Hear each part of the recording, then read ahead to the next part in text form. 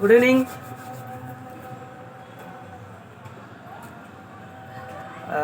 एक थोडंसं सजेशन होतं तुमच्यासाठी की उद्यापासून आपण जरा 4च जण आहोत ना, तर आपण झूम ॲपवरती तुमचं एक लेक्चर घेऊन बघूया कशा पद्धतीत जमतंय. व्यवस्थित वाटलं तर आपण घेऊया, कारण का माहिती आहे याच्यात पण मला कोणताही प्रॉब्लेम नाही. आपल्याला फेस टू फेस बोलता येईल. थोडंसं एक मला असं वाटायला लागलं की फेस टू फेस बोलता येईल. 10वीचं आणि मोठ्या बॅचेसचं तसं जमणार नाही, परंतु तुम्ही 4च जण आहात त्यामुळे मला वाटतं काही प्रॉब्लेम थोडासा येणार नाही. ज्याचं लेक्चर असेल त्या दिवशी मला त्यांनी ते कनेक्ट करून द्यायचं, म्हणजे कनेक्ट करून आपण तेवढ्यांशी बोलू शकतो. तुम्हाला काही प्रॉब्लेम्स असतील तर विचारू शकता. 4 जण असल्यामुळे ते काही पण प्रॉब्लेम नाही, तोही प्रॉब्लेम नाही. अदरवाईज आपण एक व्हॉट्सअपला कॉन्फरन्स कॉलिंग घेऊन बघूया, मीटिंग घेऊन या, किंवा कॉन्फरन्सने सुद्धा समजतं का बघूया. पण मला असं वाटतं की कॉन्फरन्सने मी ज्यावेळेस कधी कधी आम्ही मित्र वगैरे बोलत असतो त्यावेळेस बराचसा आवाज ब्रेकअप होत असतो. झूम मिटिंगला मला कल्पना येत नाही की कशा पद्धतीत असतं, तरी पण मी अजूनपर्यंत केलेलं नाही आहे. तर बघूया आपण एक लेक्चर तसा उद्या नाही तर परवा मी तुम्हाला झूम ID पाठवेल. त्यानुसार आपण एक लेक्चर घेऊन बघूया की कशा पद्धतीत कनेक्ट होतं आहे, काय नाही होत आहे. बरोबर आहे, आपल्याला बोलायला पण मिळेल, तुम्हाला स्क्रीन पण शेअर करता येईल. बरोबर आहे, बघूया आपण कशा पद्धतीत होईल ते. So come to the point. 6.3 चालू होतं आपलं हिस्ट्रीचं, पण 6.3 मध्ये सगळं मी आता वाचलं की कोणकोणत्या राजाराम मोहन राय यांनी कोणती समिती स्थापन केली, रानडे यांनी कोणती समिती स्थापन केली, या दृष्टिकोनातून त्यांनी काय कार्य केले ते थोडक्यात दिलेलं आहे. It's not important. Come to the point 6.4. तर आपण आज 6.4 वरती येऊया, बघूया. So that is a founding of the Indian National Congress. भारतीय राष्ट्रीय सभेची स्थापना कशा पद्धतीत झाली, सगळ्यात महत्त्वाचं आहे. बघा, प्रश्न येतो परीक्षेला आजच्या दिवसामध्ये. 6.4 तुम्ही बायट करा. आजच्या हिस्ट्रीच्या लेक्चर्समध्ये गोरख, अनिकेत, प्रथम आणि दिया आजचं पाठांतर 8 वाजेपर्यंत तुम्ही मला पाठांतर रोजच्या रोज पाठवायचं आहे.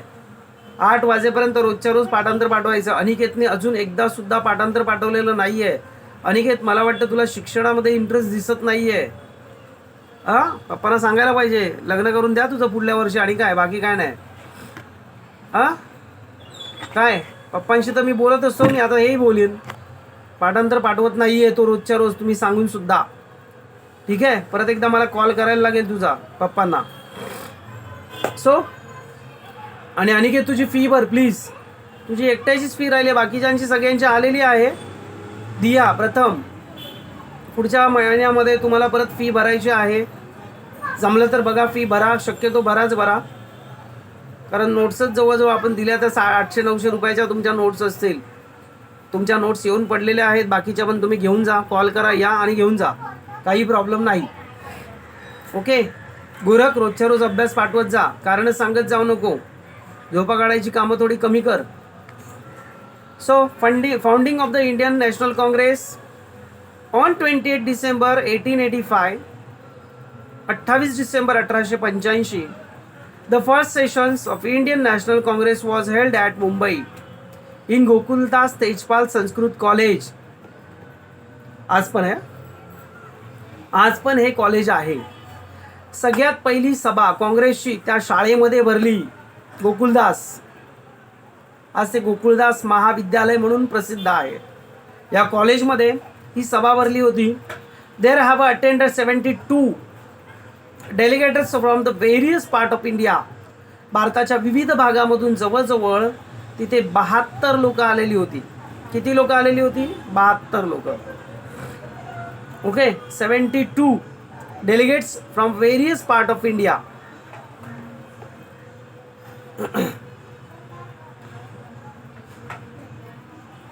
Umesh Chandra Banerjee presides over these sessions. Many eminent people like Priyoshyam Mehta, Dadabhai Naoroji, Rahmat Abdulla Sayani, Kashinath Trimbak Telange वगैरे.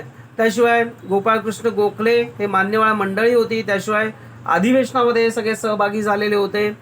आणि त्याच्या व्यतिरिक्त भारतीय राष्ट्रीय सभेच्या स्थापनेमध्ये ॲलन ॲक्टिव्ह न्यूमन या ब्रिटिश अधिकाऱ्याने सुद्धा याच्यामध्ये पुढाकार घेतला होता. याला फार इंटरेस्ट होता. ब्रिटिश अधिकारी ॲलन न्यूमन यांनी सुद्धा याच्यामध्ये सहभाग घेतला होता. 7वी का 8वीच्या पुस्तकामध्ये त्याचा पिक्चर आहे, ब्लॅक अँड व्हाईटमध्ये त्याचं एक चित्र आहे. ब्लॅक अँड व्हाईटमध्ये त्याचं चित्र आहे. ठीक आहे, लक्ष द्या. Then a British offer taken significant led the founding Indian National Congress in these first sessions. Resolutions to passed through these resolutions demands for appointing to the commissions to inquire into British administration in India, to appoint a elected to a representative of people on culture, all central and provincial legislative assemblies, to employ Indian in the administrative services, to conduct civil services examination in India, to curtail military expenses, to sanction more funds of the higher educations and makes provisions of the technology educations were put forth. बघा किती महत्वाचं पाऊल उचललं यांनी. कोणतं पाऊल उचललं बघा. पहिलं जे अधिवेशन होतं याच्यामध्ये एकूण 9 ठराव संमत करण्यात आले. या ठरावामध्ये इंग्रज राज्यकारभाराची चौकशी करण्यासाठी एक आयोग नेमला. ओके, बरीचशी सर्दी झाली, थोडंसं शिंका येत होत्या म्हणून मी थोडंसं स्टॉप केला व्हिडिओ. लक्ष द्या. तर याच्यामध्ये एक बरोबर आहे, इंग्रज जे काही राज्यकारभार करतायत त्याच्याबद्दल पण चौकशी करण्यात आली होती. त्याच्यानंतर मध्यवर्ती आणि प्रांतिक कायदेमंडळात मोठ्या प्रमाणावरती लोकनियुक्त प्रतिनिधी असावे असं ठरवण्यात आलं होतं. म्हणजेच काय, मध्यवर्ती व प्रांतिक कायदेमंडळात मोठ्या प्रमाणावर लोकनियुक्त प्रतिनिधी असावेत असं वाटलं होतं. प्रशासकीय सेवांमध्ये भारतीय लोकांना वाव द्यावा. बरोबर आहे, इंग्रजांच्या ज्या प्रशासकीय सेवा होत्या याच्यामध्ये भारतीय लोक होती, सगळ्या गोष्टीसाठी होती, पण त्यांना वरचे हुद्दे मिळत नसत, त्यांची मतं विचारातच घेतली जात नसत. बरोबर आहे. त्याच्यानंतर सनदी नोकरीच्या परीक्षा हिंदुस्थानात घ्यावा. ज्या ज्या नोकऱ्या दिल्या जातात त्याच्या ज्या काही परीक्षा आहेत त्या इथे पण व्हाव्यात, तिकडेच होऊ नयेत, इथे पण व्हाव्यात. लष्करी खर्च वाढवू नये. उच्च शिक्षणावर अधिक खर्च करावा त्याच्या व्यतिरिक्त, आणि तांत्रिक शिक्षणाची सोय करावी, या मागण्या करण्यात आल्या. आणि हे सगळ्यात महत्त्वाचं आपल्या देशासाठी फार चांगलं होतं. Okay. Then moderates of the extremes. Extremes म्हणजे प्रवाह, विचारसरणी. काय प्रवाह, विचारसरणी बोलतो आपण त्याला. At about the same time, the debate emerged, especially in Maharashtra, arguing about a priority of political reformers over the priority of a social reformers. The extreme swings of the thinkers insist of the independence should be the natural priority. An independent nation could provide a right setup for a social reformations. On the other hand, the moderates thought that without a social reformations, independence was incomplete. They did not mind appealing to the British government to help the task of social reformers. बघा, याच काळामध्ये 2 प्रकारचे गट अस्तित्वात आले. 2 प्रकारचे गट अस्तित्वात आले. कोणते? Which is that? एक विशेषतः महाराष्ट्रामध्ये आधी राजकीय सुधारणा आणि सामाजिक सुधारणा. राजकीय सुधारणा करायचं, काही जण म्हणाले की सामाजिक सुधारणा करायचं, असे वाद निर्माण झाले. बरोबर आहे. स्वातंत्र्य मिळाले की समाज सुधारेल, ही जहाल. स्वातंत्र्य मिळाले की आपोआप समाज सुधारणार, जहाल मतवादी. जहाल म्हणजे काय माहिती काय, कधी पण लढायला हे करायचं, चला हे करायचं, मारामाऱ्या करायला आणि लोकांचा विरोध सहन करायला हे फक्त तयार असायचं. समंजसपणा फार कमी होता. याने आपल्याला अरे बोलणं तर आपण त्याला कारे पण बोलायचं, अशा विचारसरणीची ही लोक होती. तर समाज सुधारल्याशिवाय काही जणांना काय वाटतं, समाज सुधारला की आपोआप स्वातंत्र्य अपूर्ण आहे, अशी मवाळ गटाची विचारसरणी होती. म्हणजे ते थोडे सौम्य, अरे जाऊ दे, कुठे कुठे वाद घालत बसायचे, अशा स्वरूपाचे होते. आणि समाज सुधारायचं असेल, ज्या ब्रिटिशांनी आतापर्यंत आपल्याला स्वातंत्र्य दिलं नाही, त्यांच्या नादाला लागलेले होते, ब्रिटिश सरकारची मदत घेण्यास हरकत नाही असं त्यांना वाटायचं. या गटाला मवाळ गट असं म्हटलं जायचं. Okay.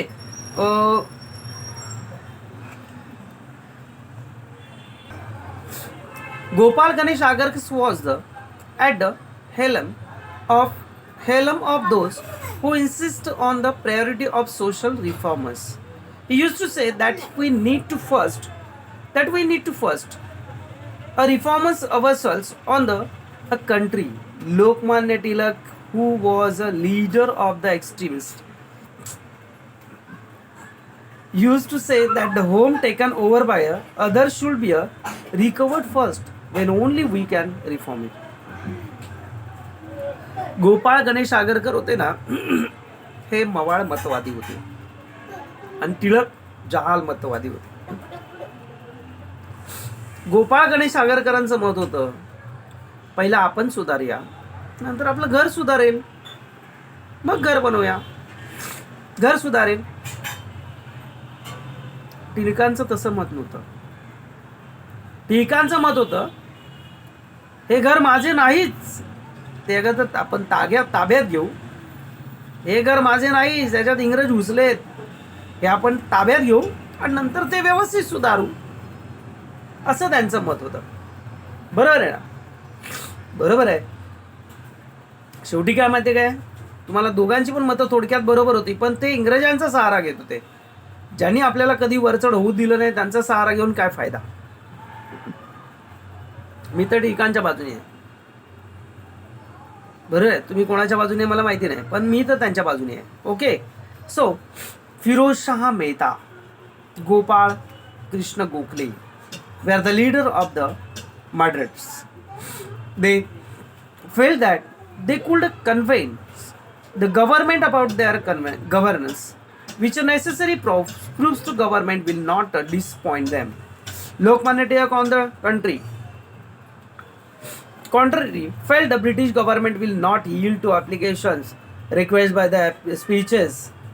The difference between the moderates and the extremes reaches to the climax and the sessions Indian National Congress held at Surat in 1907. बघा, फिरोजशाह मेहता, गोपाळ कृष्ण गोखले हे मवाळांचे नेते होते. त्यांचा असं विचार होतं, सरकारला आपली गाऱ्हाणी सांगू, आपल्या बाजूनी वळवून घेण्याचा प्रयत्न करू, पटवून देऊ, सरकार आपल्याला निराश करणार नाही, असं त्यांना वाटायचं. तर एका बाजूला लोकमान्य टिळकांना वाटायचं, अरे सरकारला विनंत्या अर्ज करून सरकार तुम्हाला भीक घालणार आहे का? कदापि शक्य नाही. इंग्रज सत्ता बदणार नाही, असं त्यांचं ठाम मत होतं. शेवटी राष्ट्रीय सभेमध्ये हे मतभेद झाले.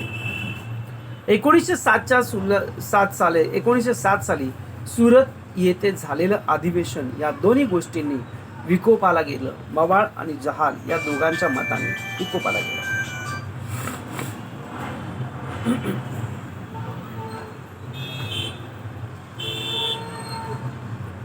The difference between Madras extremes reached to climax. The Madras wanted to avoid the resolutions of the Swadeshi and boycott the Videshi. बरोबर ना? दोघांमध्ये पण बघा, extremes wanted to stop these attempts of the Madritans. This increased to tensions during the sessions. Reconciliations became impossible. Ultimately, the Indian National Congress split into two groups. बघा, शेवटी स्वदेशी आणि बहिष्कार हे ठराव बाजूला सारण्याच्या मवाळ नेत्यांचा प्रयत्न तो होता. स्वदेशी आणि बहिष्कार हे ठराव बाजूला ठेवायचे, असं मवाळांचं मत होतं. आणि जहालांची खटपट होती की अधिवेशनाच्या वेळी तणाव वाढला. अधिवेशनाला मात्र त्या लोकांना मात्र मवाळांना जवाहरलालना काय करायचं होतं, स्वदेशीवरती बहिष्कार टाकायचा. तणाव वाढला, तडजोड अशक्य झाली, शेवटी राष्ट्रीय सभा दुभंगली. Then, to control the program, Indian National Congress, Lord Curzon planned the partitions of the Bengal. After the partitions of Bengal, the British government began to take strict actions against the leaders of the extremes. Lokmanya Tilak was sent to a Mandala as prisons in 6 years under the charge of the treasons. Bipin Chandra Pal was imprisoned. Lala Lajpat Rai was deported. Lala Lajpat Rai was deported also. Lokmanya Tilak returned to India after the completed the 6-year terms of prisons, Mandala, 1914. After that, there was a reconciliation between the Matroids and the extremes, where he came together in the Congress sessions in Lucknow. बघा, शेवटी या राष्ट्रीय सभेच्या कार्याला शोध देण्यासाठी Lord Curzon याने काय केले, बंगाल प्रांत जो आपल्या देशात होता, बंगाल प्रांत, हा बंगाल प्रांत वेगळा केला. देशाची बंगाल प्रांत वेगळा करण्याचा घाट घातला त्याने. बंगालच्या फाळणीनंतर सरकारने काय केलं, जहाल नेत्यांविरुद्ध कडक कारवाई केली. राज्यद्रोहाचा खटला हा टिळकांवर चालवला आणि त्यांना 6 वर्ष तुरुंगासाठी मंडाले येथल्या कारागृहामध्ये टाकलं. बिपिन चंद्र पाल यांना कारावासी शिक्षा ठोठावली, तर लाला लजपतराय यांना हद्दपार करण्यात आलं होतं. लाला लजपतरायला हद्दपार करण्यात आलं. शेवटी लोकमान्य टिळकांनी 1914 मध्ये कारावासी शिक्षा भोगून भारतात परत आले. त्याच्यानंतर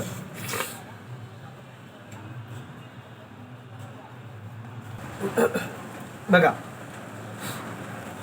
Lokmanya Tilak return to India after completing a 6-year terms in the prisons Mandalay in 1914. 1914 ला पूर्णतः आपल्या कारावासाची शिक्षा भोगून ते पुन्हा आपल्या भारतात आले. After that 3 years, there was a reconciliation between the Matroids and the extremists. They came together in the Congress sessions at Lucknow. Lucknow येथे भरलेल्या अधिवेशनामध्ये शेवटी जहाल आणि मवाळ हे दोन्ही गट एकत्र आले. Armed revolutionaries in India. The Indian movements against the British imperialism took many forms. One of the movements was the armed revolutions. The main objectives of armed revolutions was a weaken government administrations to a dispersal fear of the government, people's mind, and thus uproot British rules from India. बघा, भारतीयांनी कोणत्या ना कोणत्या तरी चळवळी करून, काही ना काहीतरी चळवळी करून या ब्रिटिशांची मुळं ही पाळामुळापासून उकडून काढायची होती भारतामध्ये. काही करून जहाल आणि मवाळ दोघांना सुद्धा स्वतंत्र पाहिजे होतं. Ram Singh Kuka plan to revolt Punjab against the British government. पंजाबमध्ये रामसिंग कुका याने चळवळी चालू केल्या होत्या. महाराष्ट्रामध्ये Vasudev Balwant Phadke was one same of the commissioners ran methods of the treating people during the त्यावेळेस माहिती आहे ना तुम्हाला, डॉक्टर रँड हा प्लेगच्या साथीचं उच्चाटन करण्यासाठी एक समिती त्याने तिकडे नेमली, तिकडे, आणि इकडे आला ती समिती घेऊन. का आमच्या देशातले काय मेलेले काय, बरं आहे. आणि त्याचं निदान करण्यासाठी त्याच्यावरती एक समिती बसवण्यासाठी आलेला, आणि त्याच्यातून आलावरती लोकांवर अत्याचार करू लागला.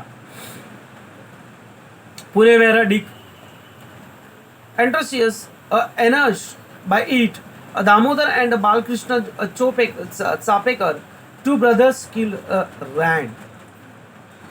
माहिती आहे, त्यावेळेस त्याचं दामोदर आणि बाळकृष्ण चापेकर या 2 बंधूंनी, चापेकर बंधू बोलतात त्यांना, 2 बंधूंनी रँडची हत्या केली.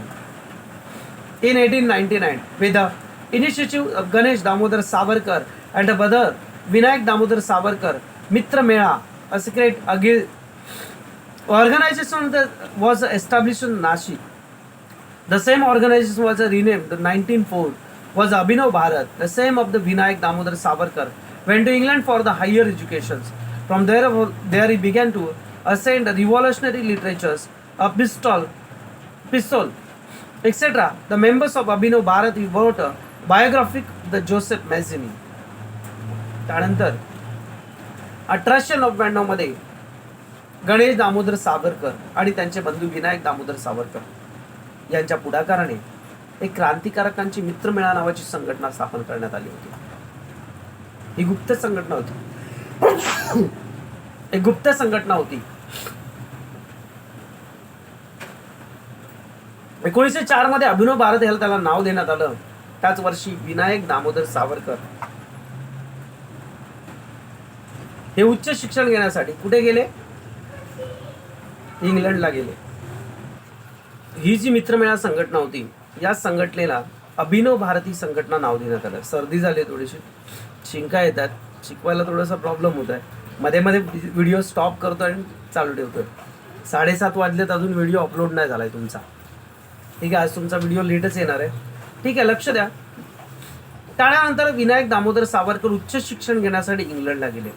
त्यांनी अभिनव भारत संघटनेच्या सदस्यांना क्रांतिकारी वाङ्मय, पिस्तुले कशी चालवायची, पिस्तुले वगैरे पाठवायला सुरुवात केली.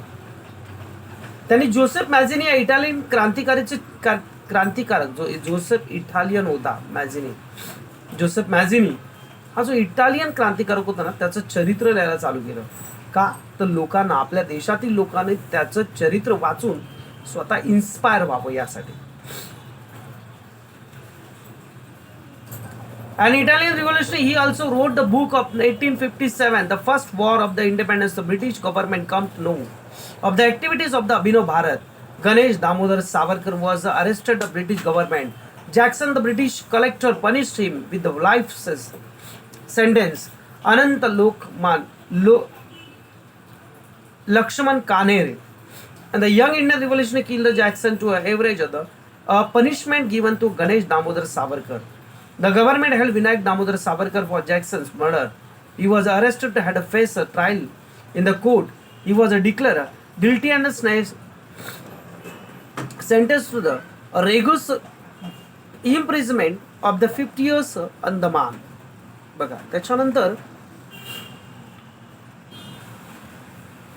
1857 स्वतंत्र समर हा त्यांनी ग्रंथ लिहिला. अभिनव भारत संघटनेच्या कार्याचा सुगावा सरकारला लागला. काय करतायत तर अभिनव भारत संघटनेच्या कार्याचा सुगावा सरकारला लागला. त्यांनी काय केलं, त्यांना माहिती होतं छोट्या छोट्या गोष्टी आहेत ना, पटापट लगेच त्यांना समजायच्या. त्यांची यंत्रणा पण तशीच होती. त्यांनी काय केलं, दामोदर सावरकर यांना अटक केली. जॅक्सन या इंग्रज न्यायाधीशाने त्याला काय केलं, जन्मठेपेची शिक्षा दिली. साले अन्याय पण आपल्यावर करायचे तसे. अधिकारी त्यांचेच होते, न्यायाधीश पण त्यांचेच होते, शिक्षा देणारे पण त्यांचेच होते. मग आपण कोण आले? बरोबर आहे. या शिक्षेचा बदला घेण्यासाठी अनंत लक्ष्मण कानेरे याने काय केलं, जॅक्सनचीच हत्या केली. जो न्यायाधीश होता त्याची हत्या केली. का शिक्षा? बघा किती डोक्याने येडे होते. स्वातंत्र्यासाठी अगदी झपाटून निघालेले होते, नाही तर आत्ताची राजकारणी पैसा मिळण्यासाठी झपाटलेले आहेत.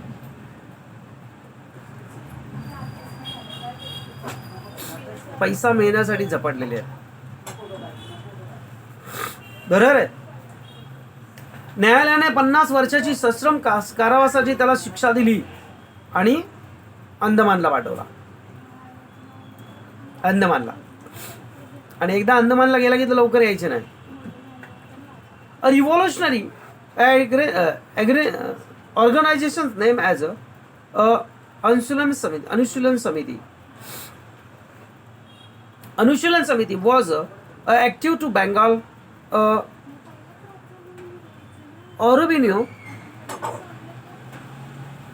अरविंद घोष स्पेलिंग बघा कशी Aurobindo Ghosh. He is the brothers of Birendra Kumar Ghosh were the head of these organizations. The organization center bomb making Manikatla near the Kolkata in 1908. Khudiram Bose and Prafulla Chaki आहे त्याचं नाव. Prafulla Chaki as Anushilan Samiti's made a plan to Kingsford's assassinations who was an British magistrate where the horse cart which was a bomb by them did not carry to Kingsford. Two British women instead, they both dead. A Prafulla Chaki shot himself to Khudiram Bose was arrested as a hand. बघा त्याच्यानंतर